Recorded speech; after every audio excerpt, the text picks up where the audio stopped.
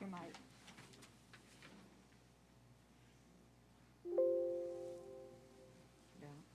Y'all want to make sure your mic works? He's already tested them. Oh. They're sharing one, so.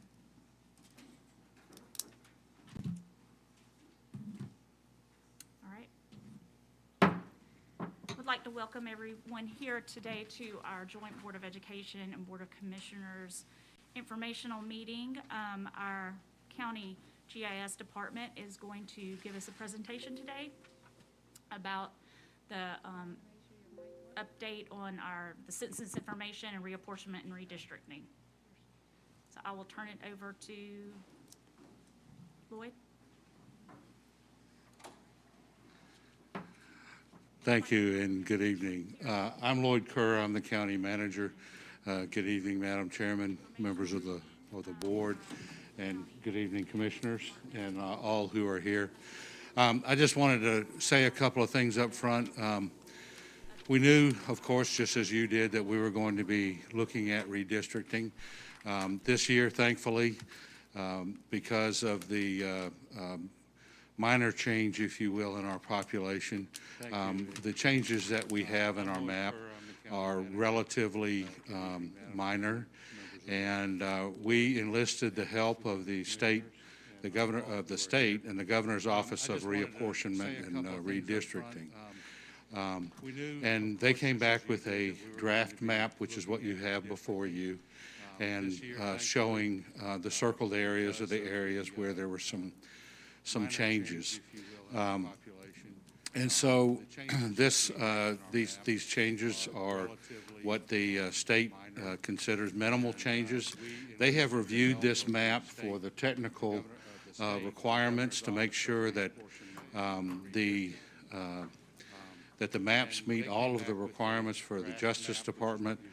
They make the requirements for contiguity, for incumbent protection, and so forth, so that those of you who are holding office will still hold office, are still living in the district that you hold office in. So, and with that, I'm going to turn this over to Tim Lawrence, who is our GIS director, and he worked very closely with the state, and he's going to explain to you what these changes are and talk a little bit more about the process, and we'll go from there. So if you have questions, please feel free to ask, and I think his presentation will take about 10 or 15 minutes, so we will have time for questions. If you'd like to question during or at the end, however, we'll leave it up to you, Madam Chairman, how you'd like to do that. Sherry, do we need to turn the lights off? And he worked very closely with the state, and he's going to explain to you what these changes are and talk a little bit more about the process. Thank you, Lloyd. Good evening, Questions. Board of Education and Commissioners. Thank you for having us. I have a relatively short 14-slide PowerPoint. The back end of the PowerPoint are the maps, which is really what everyone wants to see. And I've got a couple more that are just going to go over what Lloyd just reiterated. I want to reiterate what Lloyd said.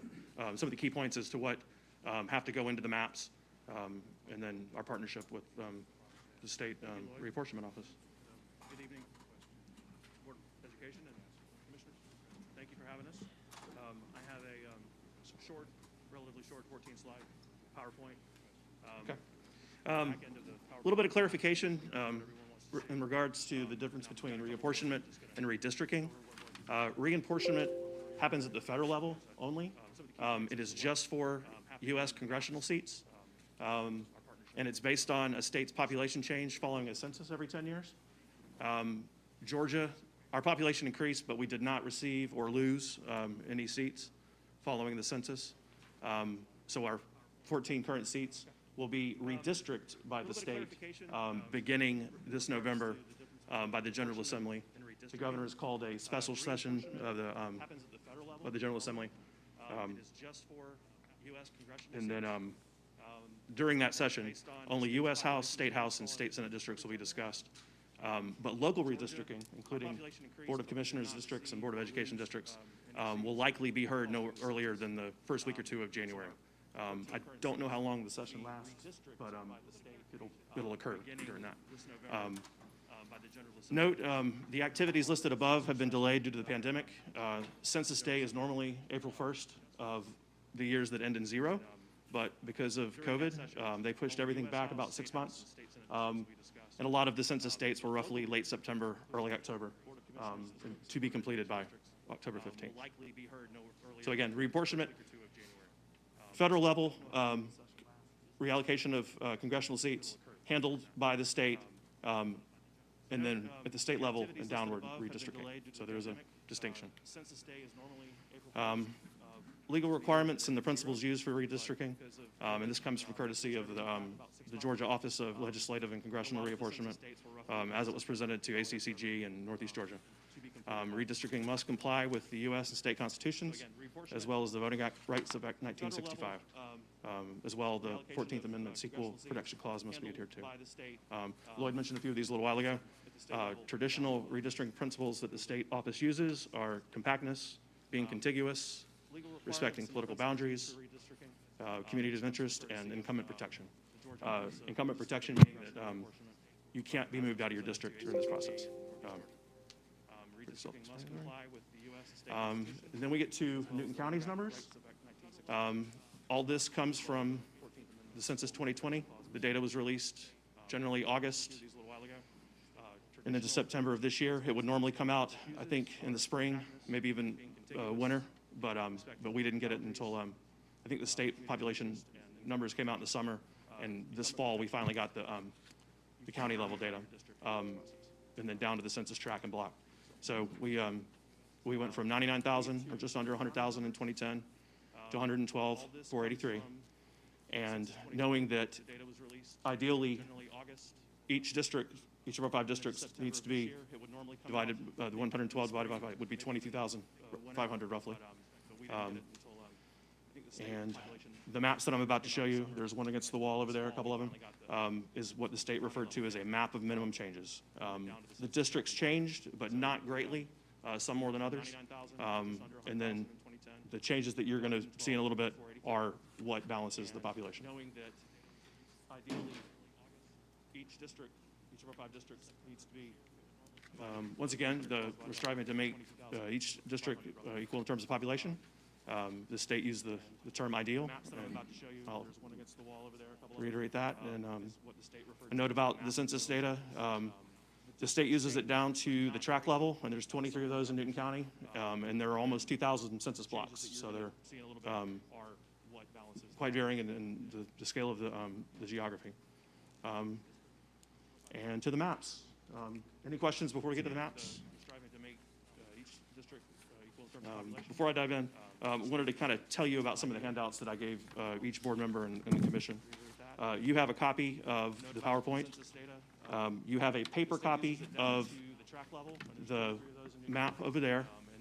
It's the map the state gave our department, with our markups. We didn't make any changes. We just highlighted the changes. And there's 7 areas. There's a companion piece that lists those 7 areas, and I'll go over those as briefly as I can in a little bit. And a population summary, which are the statistical data that was handed to us from the state. And on to the maps.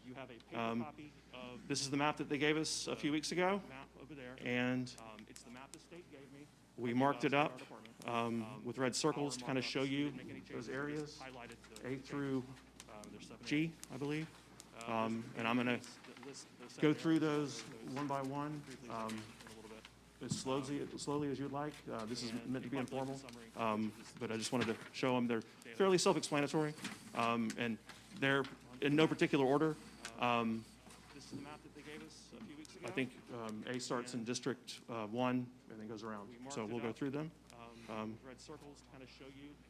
Area A is a small area at the intersection, near the intersection of State Route 81 and Bethany Road. I'll have to, this is meant to be informal, but I just wanted to show them. They're fairly self-explanatory, and they're in no particular description at top. And before you, you have the list of all the subdivisions affected in the roads. And in many cases, there aren't that many. The affected subdivisions in Area 1 are Glen Echo and Laurel Ridge. And the affected roads are Carlisle Court, Glen Echo Drive, pardon the typo, Laurel Way, Lilac Lane, and Willow Shoals Drive. Any questions about Area 1? And we can come back to any of these, including the technical sites. Okay. Area B, this was the largest district proposed change on the boundary between districts 1 and 5. It moves District 5 northwesterly to Dixie Road. It crosses Henderson Mill on the west. I think it's bounded by Elks Club on the east. Quite a few subdivisions. And the roads are numerous, but it's largely rural. Area B. I see Commissioner Cowan. Any thoughts or comments? Proposed change on the boundary between districts 1 and 5. It moves District 5 I'll move on to C. To Dixie Road. Any questions? Area C is, I think, the smallest area. It is moving District 5 across I-20 near the 278 intersection near Stanton Springs, down to 278, bounded on the west by Social Circle Road. The state suggested this change due to a city of Social Circle voting issue in regards to their elections.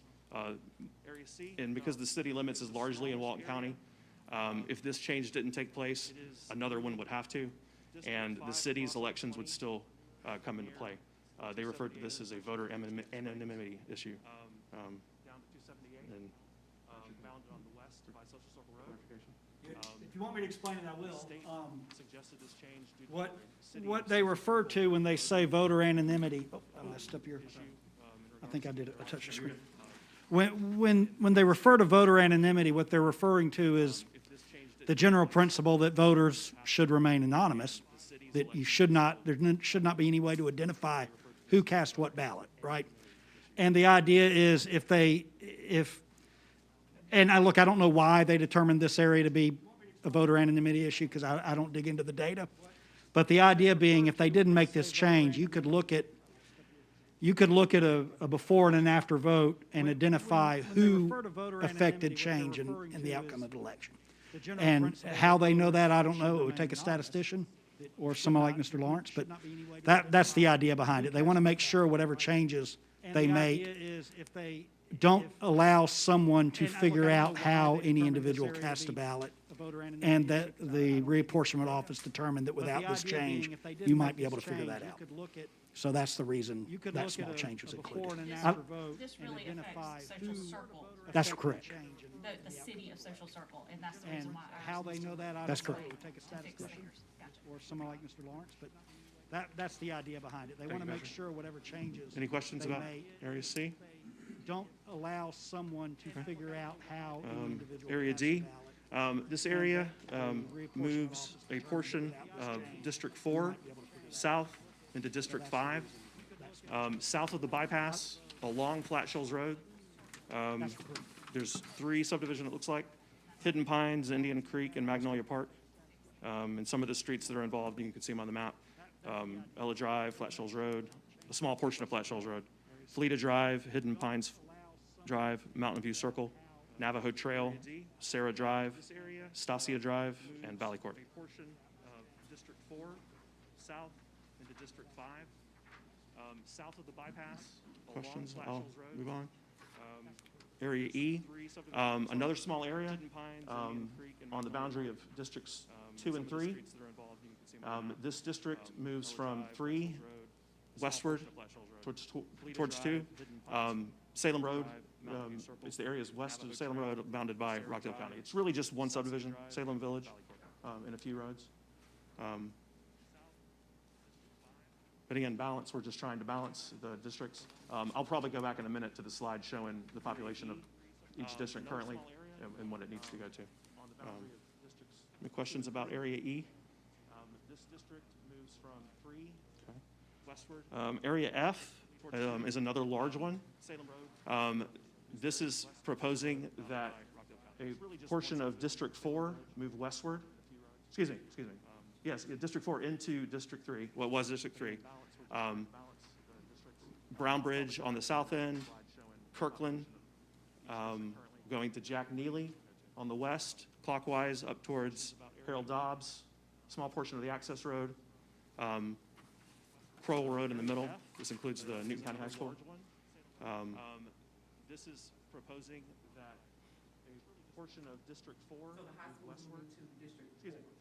Yes, ma'am. District 4. It's just west or to the left of the letter F on the drawing. These are, again, state maps. Other than the red circles and the red lettering, I did not modify them. My staff did not modify them. We just wanted to present them as they were presented to us and add as much notation on the PowerPoint as possible. So yes, I think the driveway, Ram Drive, is right where F is in that area, north of that other subdivision. I apologize for not knowing the subdivision name. It's just west or to the left of the letter F. Area F. These are, again, state maps. Last area, Area G. It's a small area. It looks like all of it is City of Oxford, going from District 4 to District 5. Just a couple roads are shown. Richardson Road, West Richardson Street, and Stagecoach Road. The state's map, it's hard to read, it shows Hull Street, but that portion of Hull Street is closed. It's actually just right away. It looks like easements, but it's right away, but the city either did in the past had streets or they don't currently. All of it is City of Oxford. And I only have one more slide. It's the next steps. And Patrick, you may want to comment here. These are what we would do if we accept the maps as is, or if we don't, we need to suggest changes. It has to go back to the state, has to go to a staff level technical review. They would then send the maps back to us for another review like we're doing tonight. And then it would go on to the State House or the General Assembly for approval. And that's that last paragraph. Once the updated district lines are accepted locally, we would then request that the General Assembly approve our proposed districts map during the January 2022 session. This will require sponsorship by one of our local state reps or senators. It has to go back to the state, has to go to a staff level technical review.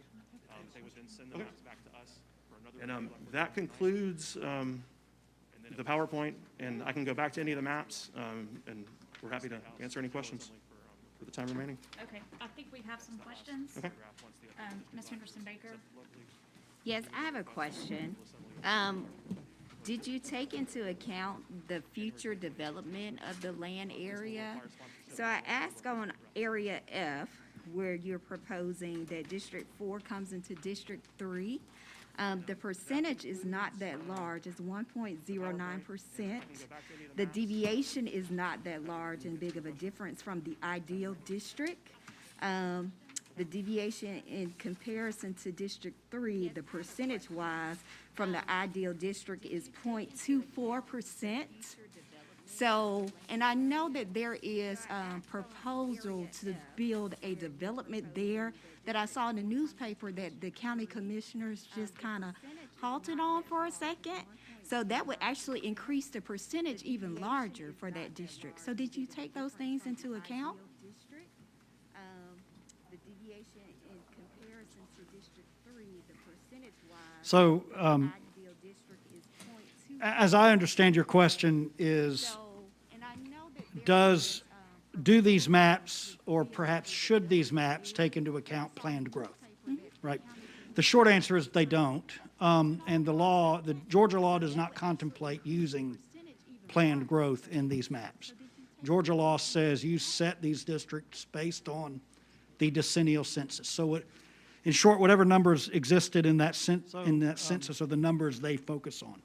Now, if you look at those population deviations, the reapportionment office got it right. I mean, that's based on today's numbers. I mean, you're no more than 145 voters off in any of these districts.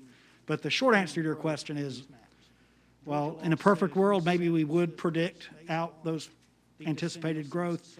Georgia law says we base it on the decennial census, so we're stuck with the numbers as they were generated by the census. Now, Okay, so I have a follow-up question. if you look at those So population knowing that, deviations, and knowing that something is sitting on the table the or in halt reapportionment with office them, got it that's right. one I of mean, those that's based situations on that we today's would need to numbers. have I a mean, discussion you're and no you more said than propose any 145 changes and send it voters back, correct? That's right. You could, Because we know that there's The growth. short answer to your question, a map, the way Georgia law, in a perfect world, since maybe we would about 10 years project ago, out those- what Georgia law says when a local government proposes a map, which is what you would be doing, whether it be the Board of Education or the Board of Commissioners, if you make a change, that map goes back to the reapportionment office, and they will reevaluate that map. And it will not be presented to the General Assembly unless the reapportionment office should approve it. So, That's right. you know, if you want to make a revision, it's going to have to go back to the same office that produced this map, About 10 and years they ago. will have to say whether or not, in Georgia their law opinion, says when it a satisfies local those, government proposes those a map, factors, which is you what know, we would roughly be equal doing, representation, whether it be the Board of Education, contiguity, Board of Commissioners. compactness, all of those If you things. make a change, And a that good map goes explanation back might be, you know, there's an expectation of planned growth. Now, I don't know how they would respond to that, but I expect one of their responses would be, remember 2007, when there were all these subdivisions that were proposed, you know, hundreds or maybe even thousands of lots, and they didn't happen for 10, 15 years. That might be one of the responses you get, but, you know, the only way to know is if this board or the Board of Education feels strongly enough about it, recommend those changes, send it back to the reapportionment office, and see how they respond. Okay, I just needed confirmation that you guys didn't consider the growth, because And, that and is they going on really right now. don't. They really don't. They are truly looking at the numbers generated in the census. I'm going to offer my fellow Board of Commissioners here. Do y'all have any questions? Mr. Henderson? Yes, I do. Question that I have, when you, I guess when you were doing the map, what numbers does each district have in it? Good question. Yeah, I was going to say, I think maybe you were a little late coming in Yes, ma'am. and missed that This slide. This is about my, third, fourth time that we done this. Typically, it was did over at state capitol. Right. Yes, ma'am. Okay, on this slide, I don't know if you can read it. It's, I think, page 34 of this. Some assumptions, knowing that our population was essentially 100,000 10 years ago. 10 years ago, each district had 20,000 people as a baseline, or 19,992 if you're counting. And then current population.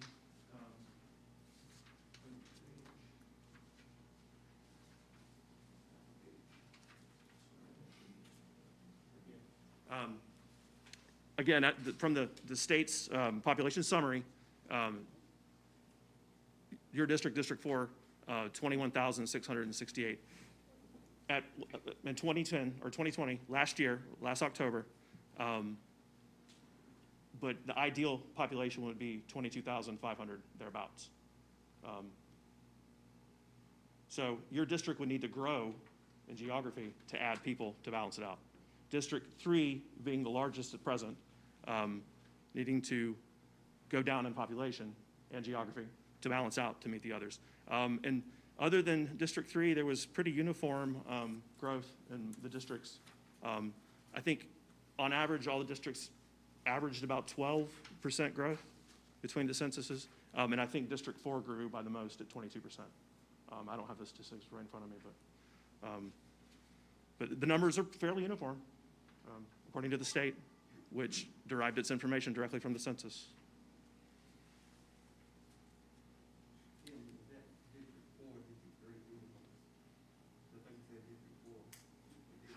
Initially, I was addressing Commissioner Henderson. His district's 21,668, but the largest district presently is District 3. So both. With the new map, so, Tim, address that. Okay. I think that's the question. Okay. We're balancing everybody out, or not we aren't, the state has presented a map that is showing a balance of the population. If, so what's the percentage between District 4 and District 3 as far as, what's it about, what's the number? I mean, I'm not gonna take it. I'm asking him. So what is it that I'm having to take in, I'll show you this on this sheet right here. We have a percentage deviation, and most districts are less than 1% once the changes are made. Again, the ideal of reaching 22,497 per district will shift some population from each district to balance it out. I think all four of the 5 districts increase, with the exception of District 3, to get to the 22,497. And District 3 would drop about 2,000 folks at present. But again, the current lines were drawn with everyone's district being 20,000 people 10 years ago. Okay, so with, excuse me, with the last reapportionment, I remember that we had, I think each district could fall within that 1%, 1.5%. What was that number that they could fall under that and still be within that, almost uniformly reapportionment? So there's really no magic number. Absolutely. The closer you get to zero, the better, right? The closer you get to exact equality, the better. And in this instance, I think the deviations run from, I think it's less than 1% in this case, about 0.5%, a little less than 0.5%. But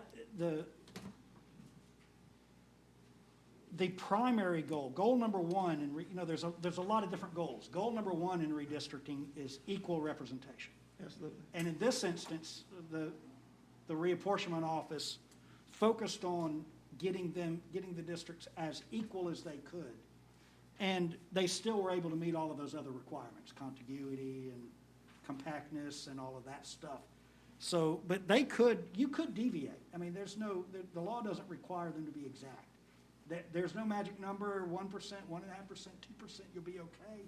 You get up into the 5%, 10%, 20%, you start running into problems. One last question, and I'll be done. With the final reapportionment, does everybody have to agree, or is it like a majority rule, or how does that work? I remember the last one, the reason why I asked that question, the last one that we done, it had to be a unanimous agreement upon the reapportionment. So have the laws changed? Is it different now, or how is it?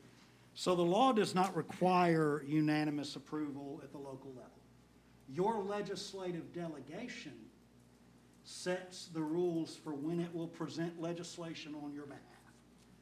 Most legislative delegations will present legislation on behalf of the local government when it's unanimous. That's typically what the local rule requires.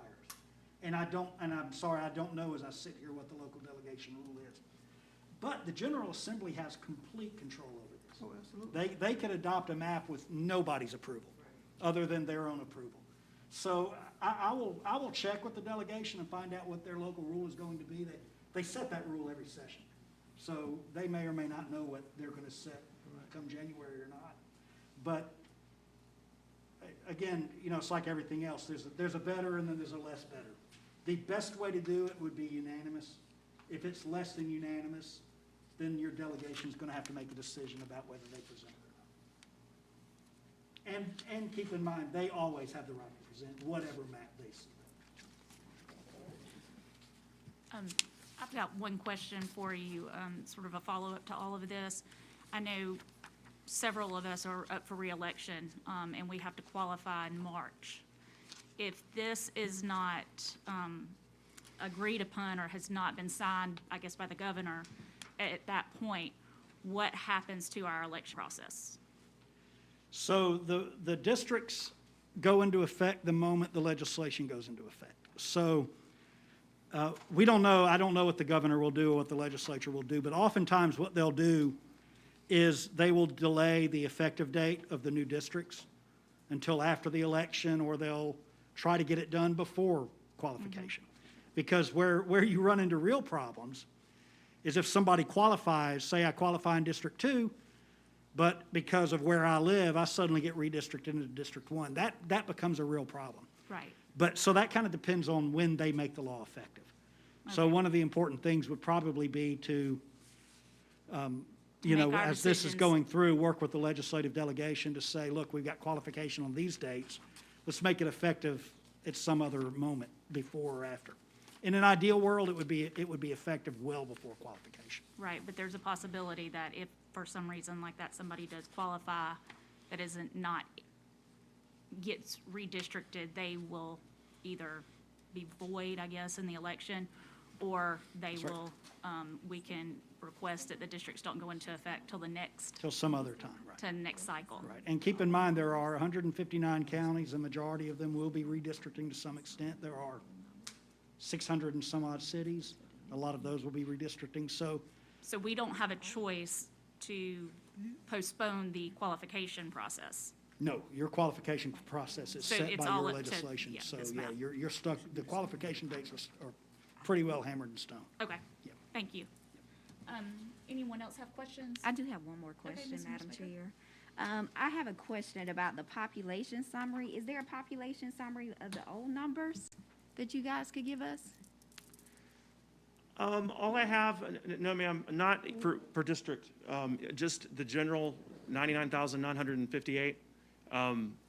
And most of us weren't here 10 years ago, so we're not exactly sure. We assume that equal representation was the goal and achieved, so it would have been roughly 20,000, almost exactly. It was not, we calculated 19,992 per district. I just want to be able to compare demographics to what you have proposed compared to what they are, to see what is the percentage and the difference, the deviation of those. And so right now, I can't do that. The reapportionment office may have that information, but that would be a request that we need to go through them, I would think. Yeah, I think it's important to have Sure. those two to see if there was a large percentage of decrease or increase. Okay, we will look into that. Thank you. Any other questions, commissioners, board members? All right. Well, again, I want to thank y'all and reiterate, this was just a presentation based on what the state did. They basically, I think from what it was my understanding, they put the population numbers in their computer system and it spit this out. And so our next step would be to, I think for all of us, just to take this information home, kind of look at it, talk to superintendent, to Chairman Baines, Mr. Kerr, and if you have any questions, I know Tim's office will be happy to answer any questions, and we will find out some information about with the local legislation, things like that. If you have any questions, feel free to, email them or get in touch with them, so we can, look at it, but I think that's where we go from now, is to take it home, study it, and look at it. And then if you can get us that information about the population summary and that information just as soon as possible. Will do. Our department email is gis@co.newton.ga.us. That goes to myself and a few other people. And any questions related to this, we will try to find an answer for you. All right. Thank you for your time. We appreciate it. Thank you all for coming out here, and thank you all to the public for coming out. We appreciate it.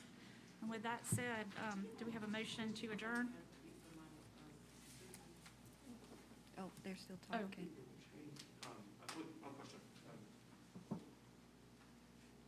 Commissioner Sanders asked, is it okay to restate? Traditionally, which district has the smallest population? They don't. As far back, it's 2000, it's kind of when I first started doing this. Before that, it's generally every district should be equal in population. It's doubtful they will ever be equal in terms of area, whether it's square miles or acreage, but in terms of quality, every district on April 1st of a year ending in 0, everything should be equal. But over 10 years, some districts develop faster than others, and that's what happened. Let me get back to this slide. The reason why I asked that question is I know in District 1 it's more rural, which is the lesser population. So I was kind of curious as why it has more people. It's only a few hundred more than District 2 that has a lot more density. Development question, or just the growth is everywhere, yeah. But even though District 1 is more rural, there's a lot more land there, but the districts are still divided by population. That's why you've got, District 2 is very dense, but it's very small.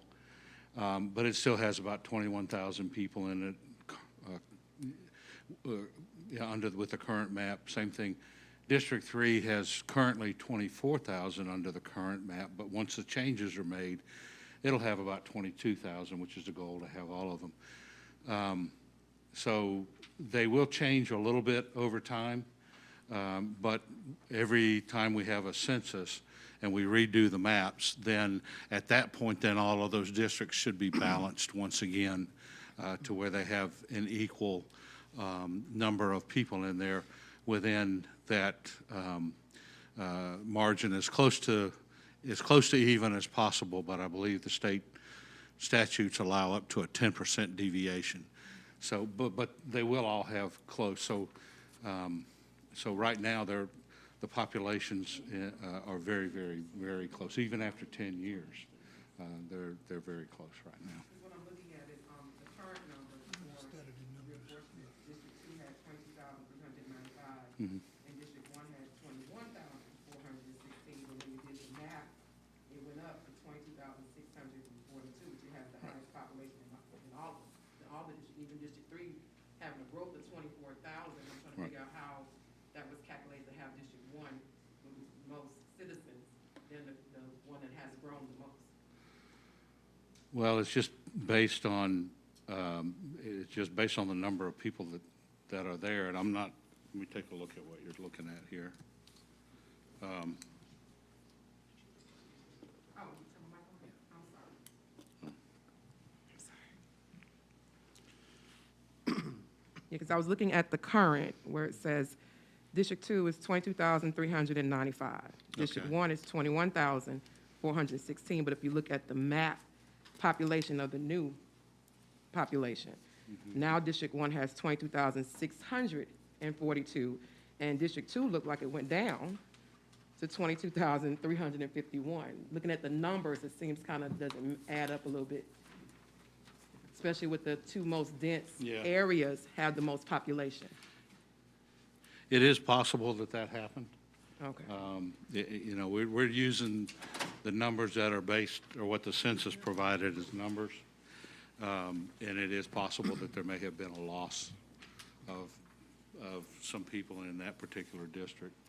And we're utilizing U.S. Census numbers. So we didn't verify the numbers off, we don't have the ability to do that. So. All right. Yes. I do have one question or statement.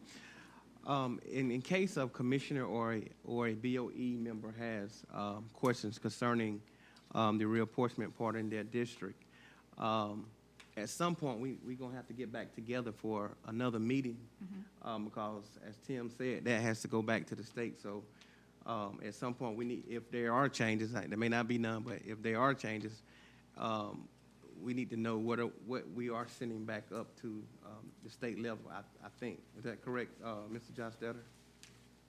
It is that correct? Yes, you'll have to vote on what to ask the delegation to do. So my recommendation, and I don't want to overstep, my recommendation would be centralize everybody's comments somewhere. Comments, questions, suggestions, maybe centralize them through the GIS office and let there be sort of one source to address those. And look, the reapportionment office, they're very consumer friendly. I think your GIS department can attest to that. They will walk through questions even informally. I mean, they're very good at what they do. I've worked with them on a number of occasions. You can ask them, why did y'all do this? And they'll sit down and tell you, here's why we did it. You could ask them, well, what would happen if we moved this line over to here? They can tell you immediately, well, if you move this line over to here, we're going to have to go up here and move something around. You know, they're very good at what they do, and they do want to be a resource. I can tell you that. They want to work with you. It makes their life easier if they work with you on this. But I would recommend find, whether it's through Tim's office or somewhere, one central repository so that those questions can be addressed in one place. Madam Chair. Yes, Ms. Henderson. I'm sorry, Madam Chair. I have one more question. Actually, I have two questions. The one is to Commissioner Sanders. Was your question you just asked satisfied? Because you just pointed something out that I have a question about. And I'm glad it really wasn't, because I'm trying to understand these numbers. 'Cause the Okay. numbers are not making sense to me. Okay, yeah, and just to See, we don't have this piggyback, high-tech technology over it, so I'm not used to pressing the button. We're gonna get there. But the numbers, the way the numbers look, it didn't make sense, because your density is in District 2 and 3. So why is that area decreasing, and the area does not have the density and has not grown as much, has the highest population out of all the districts in the county? It doesn't make logical sense. and may I chime in, just because she pointed that out, that caused me to ask the question, was she satisfied? Because now I'm looking at it and just knowing the history of this county, and then having to done this before, reapportionment before, District 3 has always been the largest district. And I just got through talking about how they're looking at potential growth in District 3 again. It seems like we always are the largest district. So it does kind of look, I want to use the right word here. I have questions about it concerning Let me try to answer it. Okay. And I can't answer all of the whys, again, because neither I nor Tim drew these maps. These maps were generated by the Reapportionment Office. But if you look at the screen I just put up on the board, the column I want you to look at is the proposed column. If you follow the law's demand, and it is a demand, that each elected official, each elected representative represent roughly the same number of citizens, then you should not have one district that's always bigger than the other in a population standpoint. If you've got, let's say, District X always has 50,000 people in that district, and District Y always has 7,000 people. Well, those 7,000 people arguably have much stronger voting power than those 50,000, because 7,000 people, one representative represents 7,000 people in one district, one representative represents 50,000 people in another district. So the overriding goal in drawing these maps is to try to make each district have the same population, which is the reason you see those maps shifting. That's the reason if District Y has grown dramatically over the last 10 years, then District Y will likely lose some of its population to other districts that haven't grown as much.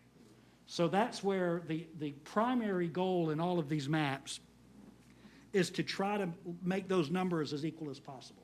And they did that within about 150 votes, or 150 people. So, Well, if now you- there's some other factors to consider. That's not the only factor to consider. There's other factors like the contiguity and compactness. You know, you don't want a district that starts way down here and has a little finger that runs way up there. But one of the more important ones is what they call the communities of interest. So you're not going to go through and pull one house out of a neighborhood and put it in a different district. Right. Because chances are that one homeowner and that resident in that neighborhood shares the same interests as everybody else, so you try to keep those residents together. That's why the numbers never work out exactly. They don't get in and count each house. What they do is they try to clump the neighborhoods together and the communities together. So, but yes, the district that grew the most over the past 10 years will be the district that also shrinks the most when the new maps are drawn, and that's just a function of math. So, oh, go ahead. Were you finished? I'm sorry. Oh, I Go was ahead. going to say one thing. So I get everything that you said. I know what the ultimate goal is. But when you look at, and I'll take my district out of it, even when you look at 1 and 2, there's still, you said it within like 100 range, there's a disadvantage of those two, even with the proposed number, because it's actually 291 difference. So it's never going to be exactly close. That's right. It's never going to be exact. So, yeah, I just wanted to point that out. I get that, but it just does not, it does seem awkward. Right. Right, I Okay. understand that. So why don't we do this? Because like I said, this is all just a bunch of numbers being presented to us. We need to go back and really look at it. Let's just, if you have questions, look at it this week. Turn your questions in, say, by Monday to Tim, and then he can get with the reapportionment office, and that is a start. And they can give us maybe some answers of why. And then if they were still not, so to speak, satisfied, then we can have another meeting and start looking at, and it may take, I know last time we did this, we all had to take a field trip to the reapportionment office, and literally, they drew stuff on the map and said, if we take this house, can we take, or this road, how it works out. You know, it'd be great if we didn't have to do that, because it just puts more time, because we're, you know, under a time crunch with the elections coming up. But, you know, if we have to, we have to. So that would be my suggestion. Let's all turn your questions in to Tim at GIS, and then he can answer them or get the reapportionment office to answer them just as soon as possible. Is that good for everyone? That works for me. Okay, so by Monday, any questions, and then if you can respond to all of us with those, so we'll all have the same questions, because I'm sure some of us will have the same exact question. Will do. The state actually prefers that we aggregate questions and do it Perfect. as a group, as opposed to piecemeal. They will Okay. answer questions piecemeal, but we'll try to get a collection of That'd be questions. great. So just turn it in by Monday, and then when we have their answers, we can go from there. Yep. Okay, great. You're welcome. All right. Thank you all. So do we have a motion to go out of session? Second. All in favor? Aye. We're adjourned. Thank you. Now we have to move down there. We might well just stay up here.